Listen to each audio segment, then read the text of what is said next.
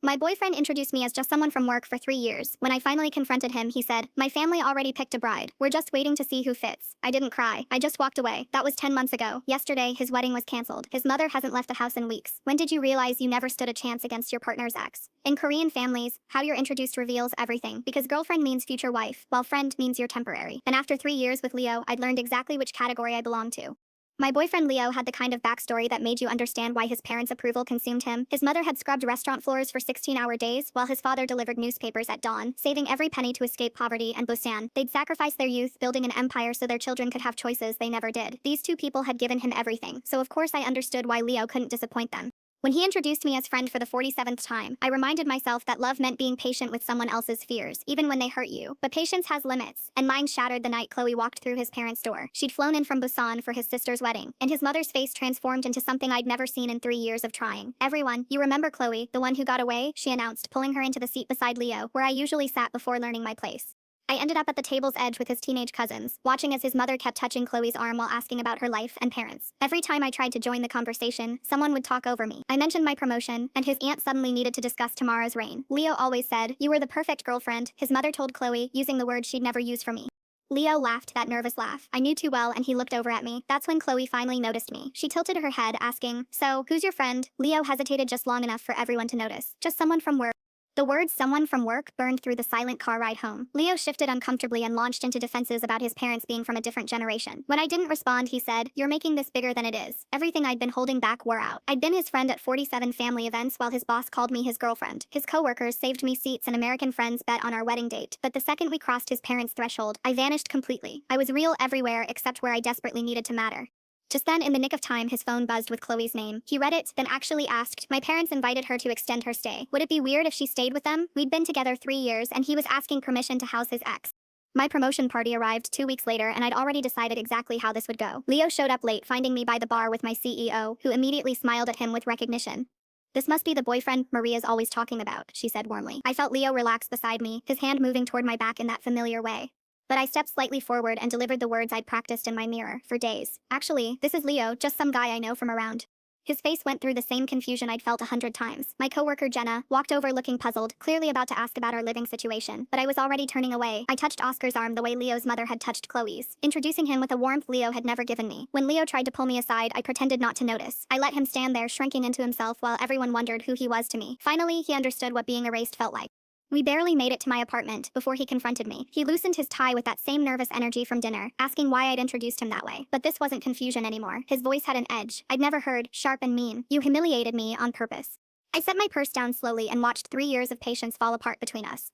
My hand stayed steady, but my voice shook when I told him about 47 family dinners where I didn't exist. He walked back and forth in my living room, making each step harder than the last. His face got ugly when I mentioned how his mother called Chloe girlfriend, but never used that word for me. That's when he turned mean and brought up Chloe's name, like she was everything I could never be. She would never pull desperate stunts, because she understood respect and family.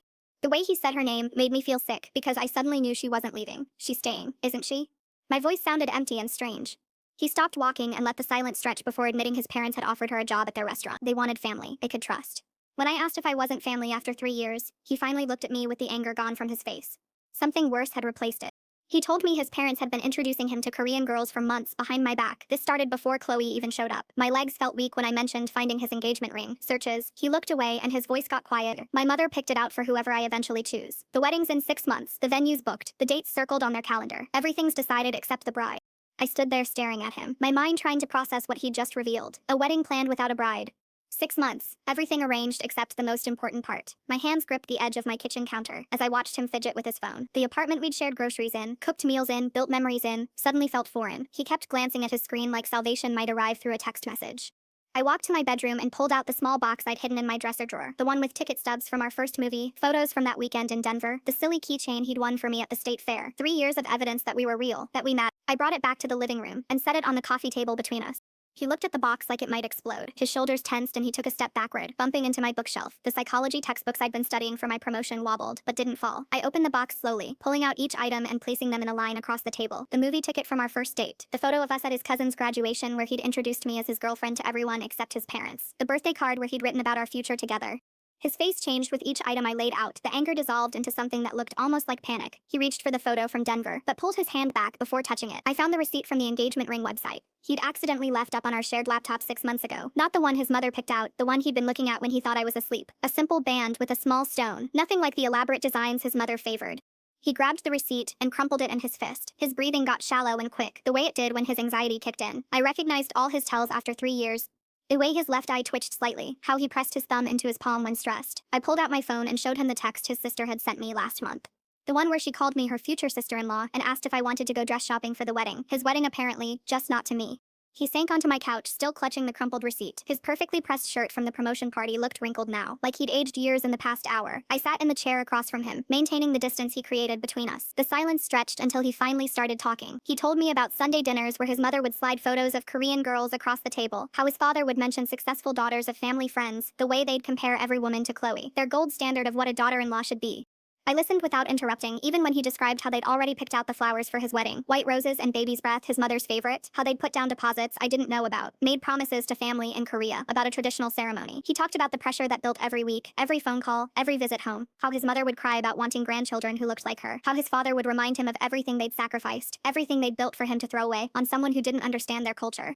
My phone buzzed with text from Jenna and Oscar, probably wondering where I disappeared to at my own party. I turned it face down and kept listening to Leo unravel 3 years of hidden truths. He told me about the blind dates they'd arranged that he'd lied about, business dinners that were actually meetings with potential brides, how Chloe wasn't the first ex they'd brought back to tempt him. She was just the first one who'd agreed to stay. The crumpled receipt fell from his hand onto my carpet. He stared at it, like it held answers he couldn't find. I thought about all the times I'd made excuses for him, all the moments I'd swallowed my hurt because I understood the weight of family expectations, but understanding and accepting were different things.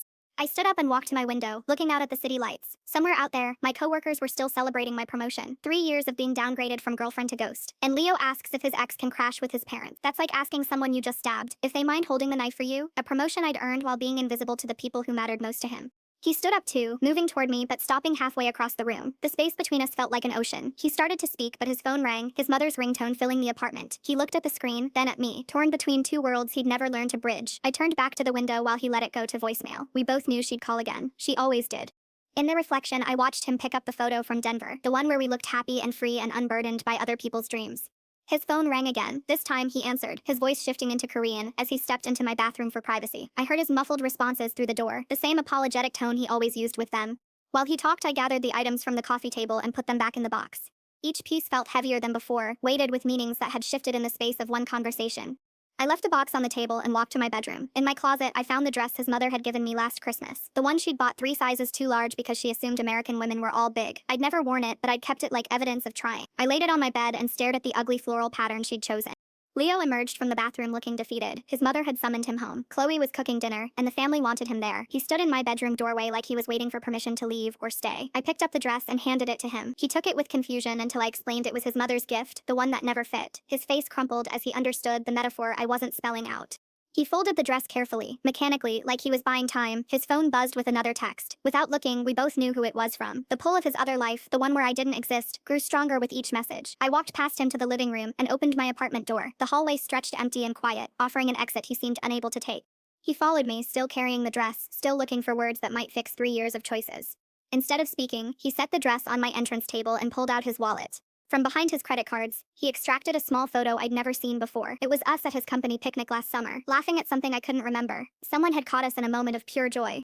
He placed the photo next to the dress and met my eyes. For the first time all night, he looked like the man I'd fallen in love with. Not the stranger he became around his family. But that was the problem. I needed someone who could be himself everywhere, not just in stolen moments. His phone rang again. This time he didn't answer, but we both knew he would leave anyway. He always did. As he stepped into the hallway, he turned back one last time. The question in his eyes was one I couldn't answer for him. I closed the door quietly and leaned against it, listening to his footsteps fade down the hallway. In my kitchen, I found the wine we'd been saving for a special occasion and poured myself a glass. My promotion felt like a lifetime ago, but it was still worth celebrating, even alone. My phone lit up with messages from my party, but I wasn't ready to explain why I'd vanished with the guy I'd introduced as nobody special. Instead, I sat on my couch with a box of memories and my wine, surrounded by the ghost of a relationship that had existed everywhere except where it mattered most. The dress stayed on my entrance table like a monument to trying to fit into spaces that were never shaped for me. Tomorrow, I would donate it along with the other pieces of a life I'd been building in shadows. Tonight, I just needed to sit with the weight of finally being seen, even if it meant being seen walking away. Leo would go home to Chloe's cooking and his mother's approval. He'd sit at their table in the seat reserved for the good son, the one who understood duty and tradition and the weight of sacrifice. And maybe he'd think about the photo he'd left behind, the one that proved we were happy once in the spaces between other people's expectations. I finished the wine alone, letting its warmth spread through my chest, while the city lights blurred through tears I hadn't realized were falling. The apartment felt too quiet without Leo's nervous energy filling the space. I picked up the photo he'd left behind and traced our smiling faces with my finger before placing it back in the box with everything else. My phone vibrated again. Jenna had sent 12 messages asking where I'd gone and if everything was okay. Oscar had added 3 more, offering to come check on me. I typed back that I'd explain tomorrow, then turned off my phone completely. The last thing I needed was to field questions about the man I'd just erased from my professional life, the way he'd erased me from his personal one. I spent the rest of the night packing away traces of Leo from my apartment. His coffee mug went into a box. The spare toothbrush he kept in my bathroom joined it. His favorite blanket that he'd left draped over my couch. Each item represented another piece of a life we'd built in private, away from his family's judgment. Sleep came in fragments, interrupted by memories of better times. I woke at dawn with my neck stiff from falling asleep on the couch, still wearing my dress from the promotion party. The apartment looked different in the morning light, emptier, but somehow cleaner too. I showered and dressed for work mechanically, trying not to think about how Leo would be waking up at his parents' house right now, probably to the smell of Chloe's cooking and his mother's approving smile. The thought made my stomach turn, but I forced myself to eat breakfast anyway. The office buzzed with post-party energy when I arrived. Jenna cornered me immediately at my desk, her eyes wide with concern and curiosity. I gave her the abbreviated version of events while she listened with growing outrage. She wrapped me in a fierce hug when I finished, whispering that Leo didn't deserve me. Oscar stopped by later with coffee and a gentle smile. He mentioned how strange it was that I'd introduced Leo as just someone I knew, but he didn't push for detail. His kindness made my chest tight with gratitude for the people who saw me clearly, who valued me without condition.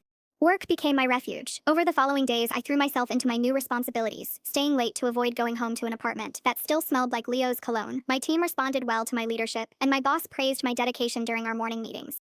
3 days passed before Leo tried to contact me. I was reviewing quarterly reports when my assistant knocked and mentioned someone was waiting in the lobby. My stomach dropped when she described him. I told her to send him away, that I was in meetings all day. He came back the next day with flowers, roses, ironically, not the white ones his mother preferred, but deep red ones that he used to bring me after fights. My assistant looked uncomfortable when she delivered them to my office. I thanked her and dropped them in the trash the moment she left.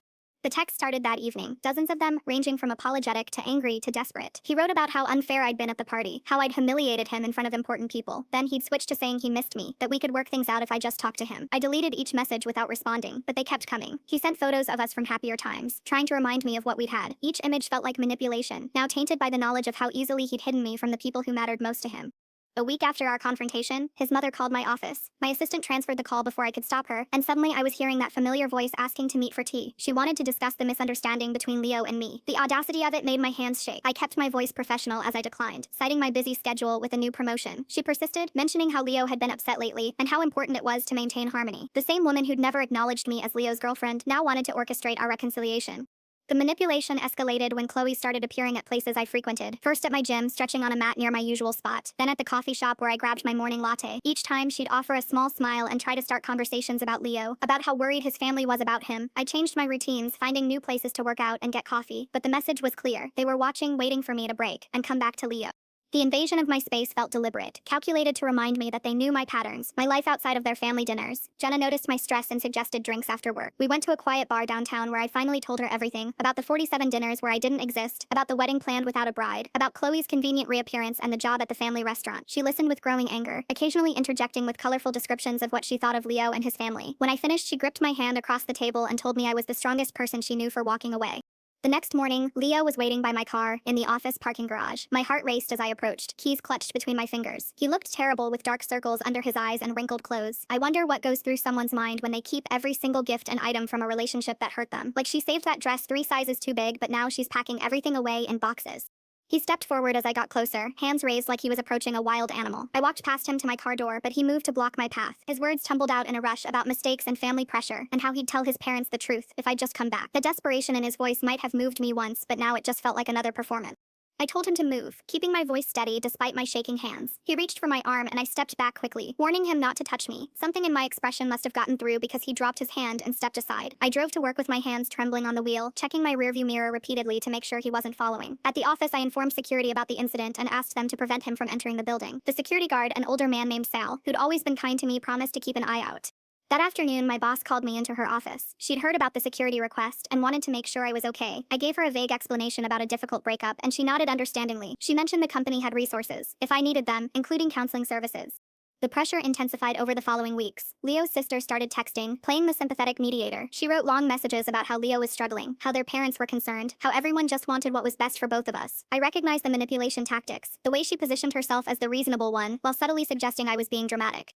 Then came the lunch ambush. I was eating alone at a restaurant near my office when Leo's mother appeared at my table. She sat down without invitation, placing her designer purse carefully on the empty chair. Her smile was the same one she'd given Chloe that night at dinner. She launched into a speech about family values and understanding cultural differences. She mentioned how difficult it must be for me coming from a different background to understand their ways. The condescension dripped from every word as she explained how Leo needed a wife who could support him properly. I set down my fork and met her eyes directly. For the first time in 3 years, I didn't lower my gaze or make myself smaller. I told her that I understood perfectly. I understood that she'd never seen me as good enough for her son. I understood that she'd been planning his marriage to someone else while I shared his bed. Her composure cracked slightly, but she recovered quickly. She mentioned how emotional American women could be, how we didn't understand the importance of family harmony. She suggested that perhaps it was better for everyone if Leo found someone more suitable. I agreed with her completely, which clearly wasn't the response she'd expected. I told her Leo should absolutely marry someone his family approved of, someone who fit their image of the perfect Korean daughter-in-law. I wished them luck with the wedding planning and stood to leave.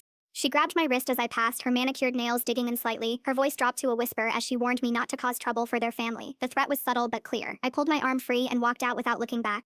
That evening, I found an envelope slipped under my apartment door. Inside were photos of Leo and me from various moments over 3 years. Someone had taken the time to collect and print them. The message was obvious. They had been watching us all along, documenting our relationship even as they denied its existence. I called Jenna immediately and she came over with Oscar and another friend from work. They helped me check my apartment for anything else unusual and suggested I stay with one of them for a few nights. The concern in their faces made me realize how serious the situation had become. Oscar offered his guest room and I accepted gratefully.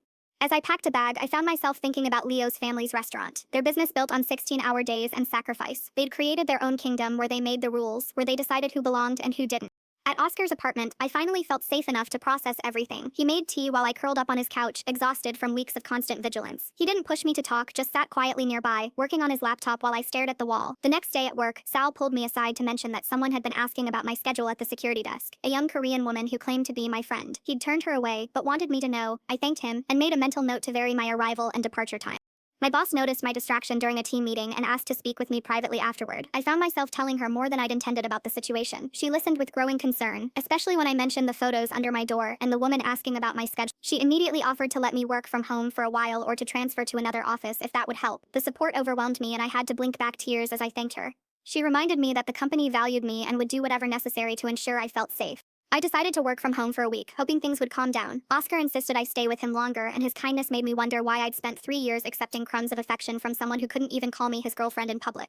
The text from Leo evolved during my absence from the office. He wrote about Chloe, how she didn't understand him the way I did, how his parents' approval felt hollow without me there, how the wedding plans felt like a noose around his neck. Each message seemed designed to pull me back into his orbit. I finally blocked his number, but he started emailing my work address. It helped me filter those to a separate folder I could review with HR if needed. The violation of my professional space felt like another boundary crossed, another sign that he wouldn't accept my decision to leave. His sister escalated her efforts too, showing up at Jenna's apartment when she somehow discovered I'd been spending time there. Jenna told her to leave through the intercom, but she stayed outside for an hour, occasionally pressing the buzzer and asking to talk. The persistence felt suffocating. Every safe space I'd created was being invaded by Leo's family, and their determination to either win me back or drive me away completely. I couldn't tell which outcome they actually wanted anymore.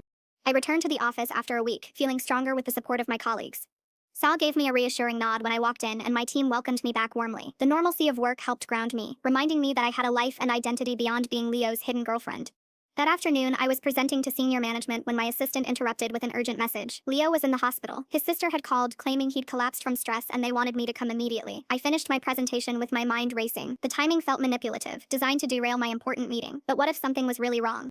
I called the hospital directly and learned that Leo had been admitted for exhaustion and dehydration. Nothing life-threatening. The relief mixed with anger. Even his health was being weaponized to manipulate me. I sent his sister a brief text wishing him well but declining to visit. Her response was immediate and harsh, calling me heartless and selfish. That evening, I sat with Jenna and Oscar at our usual bar, telling them about the hospital drama. They exchanged concerned looks when I mentioned how the timing coincided with my big presentation. Oscar, usually so gentle, said something that stuck with me. He pointed out that Leo's family seemed to know exactly when to strike for maximum impact. We started documenting everything after that. Every text, every unexpected appearance, every attempt at contact. Jenna suggested I might need legal protection if things escalated further. The thought of involving lawyers made my stomach turn, but I couldn't deny the situation was spiraling beyond normal breakup drama.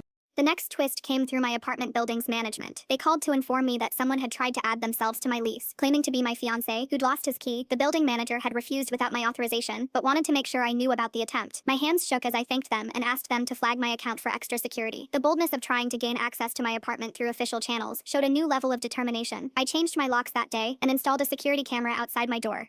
Leo recovered quickly from his supposed health crisis. As I'd expected, he started showing up at professional events he knew I'd attend, always with Chloe by his side. They'd positioned themselves where I couldn't avoid seeing them, her hand on his arm, both of them watching my reaction. The psychological warfare exhausted me. Every day brought new attempts to break down my boundaries or provoke a response. I found myself checking over my shoulder constantly, varying my routes to work, screening every call and message. My breaking point came when I discovered they'd contacted my parents. My mother called, confused, saying a lovely Korean woman had reached out about planning a surprise reconciliation party for Leo and me. The audacity of involving my family, who lived across the country and had nothing to do with this situation, ignited a fury I'd been suppressing. I called Leo directly for the first time since our breakup. The family that stalks together apparently stays together. Leo's crew has gone from dinner theater to full thriller mode, complete with fake medical emergencies and attempted lease fraud. He answered on the first ring, his voice hopeful and eager. That hope died quickly, as I laid out in clear terms that he and his family were to cease all contact with me and my family immediately. He tried to claim ignorance about my parents, but I cut him off. I told him about the documentation I'd been keeping, about my company's support, about the security measures I'd taken. I made it clear that any further contact would be considered harassment. The silence on his end stretched long before he finally spoke. He sounded different, smaller somehow, as he admitted his mother had gotten carried away. He promised to make her stop, to call off Chloe, to leave me alone if that's what I really wanted. I told him it was exactly what I wanted. 3 years of being hidden had been enough. I wouldn't spend another minute being manipulated by him or his family. The relationship was over, had been over the moment he introduced me as just someone from work. He started to protest to explain again about cultural differences and family pressure. I hung up without listening. There was nothing left to say that hadn't already been said through action. The calls and texts stopped after that conversation. No more surprise appearances at my gym or coffee shop. No more attempts to access my apartment or contact my family. The sudden silence felt almost as unsettling as the harassment had been. I spent the next week slowly reclaiming my life. I returned to my regular gym schedule, enjoyed my morning coffee without looking over my shoulder, focused on excelling in my new position. My team's project exceeded quarterly goals, and my boss mentioned potential opportunities for further advancement. Jenna and Oscar remained constant supports, checking in regularly, but also giving me space to heal. Other friends who distanced themselves during my relationship with Leo began reaching out again. I realized how isolated I'd become, how much of myself I'd sacrificed trying to fit into a space that was never meant for me.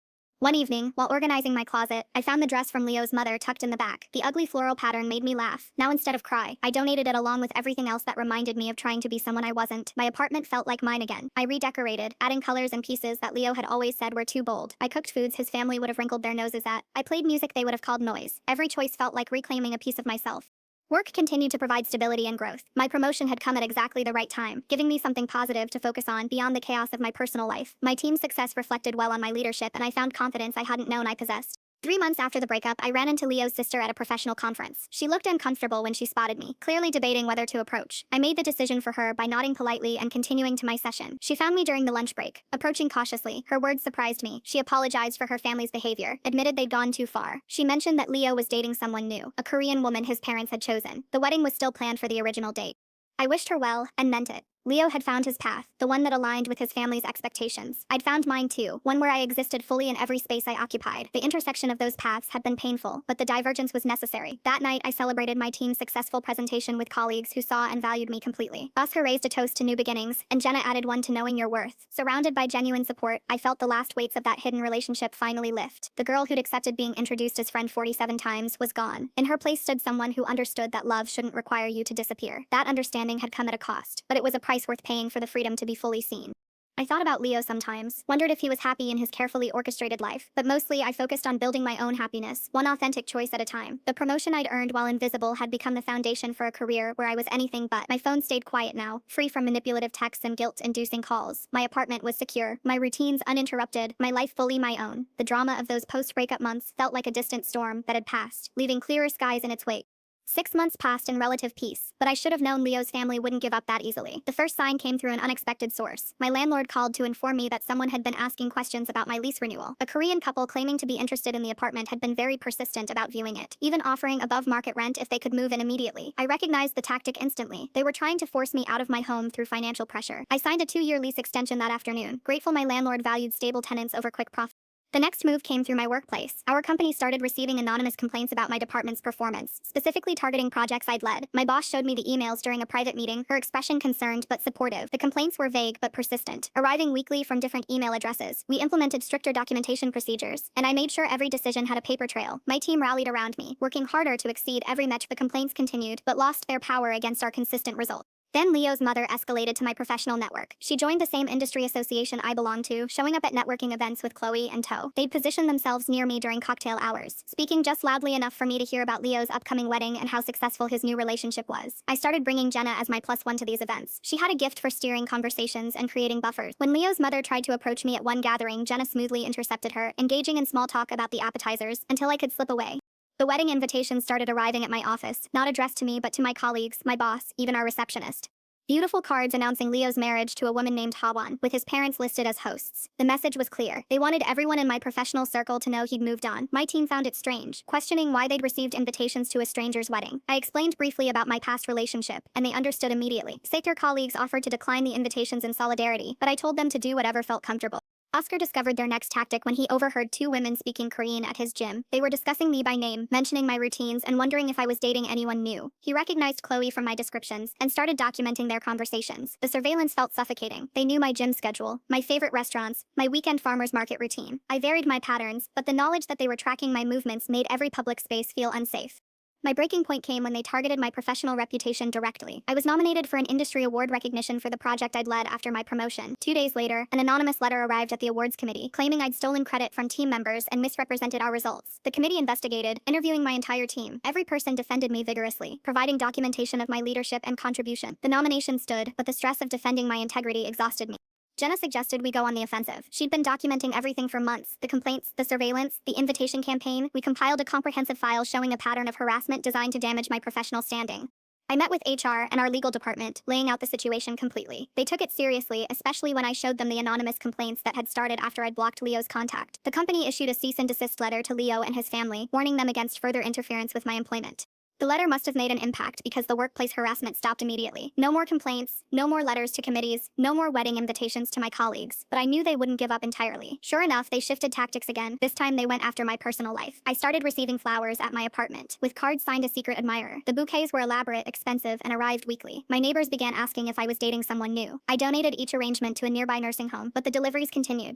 Then came the packages: jewelry, designer scarves, perfumes I'd never wear, all with romantic notes, implying I had a devoted suitor. The gifts were calculated to make me look like I was leading someone on. Oscar helped me install additional security cameras to catch the delivery people. We discovered they were being paid in cash by a Korean woman matching Leo's mother's description. Armed with this evidence, I filed a police report for harassment. The officer who took my report seemed skeptical at first, but the documentation Jenna and I had compiled was thorough. How does someone keep finding new ways to mess with another person's life like this? The way they went from trying to get her apartment to sending fake romantic gifts is so strange. What makes people think these tricks will work? The security footage, delivery receipts, the pattern of escalation following my cease and desist letter. He agreed to contact Leo's family with a warning. The gift stopped, but I knew they were regrouping. Leo's sister reached out through LinkedIn with a professional-sounding message about a job opportunity. She claimed her company was looking for someone with my exact skill set, offering a significant salary increase. I recognized the trap immediately. They wanted to lure me into a position where they'd have power over my career. I declined politely, but she persisted with follow-up messages about what a perfect fit I'd be. I reported her LinkedIn account for harassment and blocked her. Their final attempt came through emotional manipulation. Leo himself appeared at a charity event I was attending for work. He looked different, thinner, older, wearing an expensive suit that screamed his parents' influence. Hyewon was with him, a quiet woman who stayed close to his side. He maneuvered near me during the silent auction, pretending to bid on items while positioning himself in my line of sight. I focused on my conversation with a client, but I could feel his presence like a weight in the room. When I excused myself to use the restroom, he followed. I quickened my pace, but he called my name in the hallway. I kept walking, pushing through the bathroom door and locking it behind me. I waited 15 minutes before emerging, finding Jenna stationed outside like a guardian. She'd seen him follow me and intervened, telling him I wasn't interested in talking. He'd tried to give her a letter for me, but she'd refused to take it. Security had escorted him back to the main event, where Hyewon waited with a resigned expression. That night, I realized something crucial. They would never stop entirely. Leo's family had built their identity around control and image. My refusal to play their game threatened their entire worldview, but I also realized I'd grown stronger than their tactics. I had documentation of everything. My company supported me. My friends formed a protective network. My career was thriving despite their interference. Every attack had made me more resilient, more certain of my worth, outside their narrow definition. The next morning, I met with a lawyer Jenna had recommended. We discussed options for a restraining order using the months of documentation I'd compiled. The lawyer was optimistic, especially given the escalating pattern and my employer's involvement. 2 weeks later, I sat in a small courtroom as a judge reviewed our petition. Leo's family had hired their own lawyer, arguing cultural misunderstandings and overreactions, but the evidence was overwhelming. Harassment at work, surveillance, attempts to force me from my home, the gift campaign designed to damage my reputation. The judge granted a protective order against Leo, his parents, and Chloe. They were prohibited from contacting me directly or indirectly, from coming within 500 feet of my home or workplace, from using third parties to harass me. Leo's mother's face crumpled when the judge read the order. His father sat stone-faced, gripping his wife's hand. Leo stared at the table, Habine beside him looking deeply uncomfortable. Chloe wasn't present, having apparently returned to Korea. As we left the courthouse, I felt something shift. The weight I'd carried for months began to lift. The legal protection was just paper, but it represented something larger. Official recognition that their behavior was wrong, that I deserved peace. The harassment stopped completely after that. No more surprise appearances, no more anonymous complaints, no more attempts to infiltrate my life. Occasionally, I'd spot one of them at a distance at public events, but they'd carefully maintain the required space. I heard through professional channels that Leo's wedding had been postponed indefinitely. Hae-won had apparently reconsidered after witnessing the courthouse proceedings. His parents' restaurant faced some challenges when word spread in the Korean community about the restraining order, but I didn't celebrate their struggles. I simply continued building my life. My team's success led to another promotion. I moved to a better apartment in a building with excellent security. I dated casually, taking time to understand what I wanted in a partner. Jenna and Oscar remained close friends, our bond strengthened by the support they'd shown. We established new traditions, Sunday brunches, monthly game nights, celebrating each other's achievements. They'd seen me at my most vulnerable and stood by me.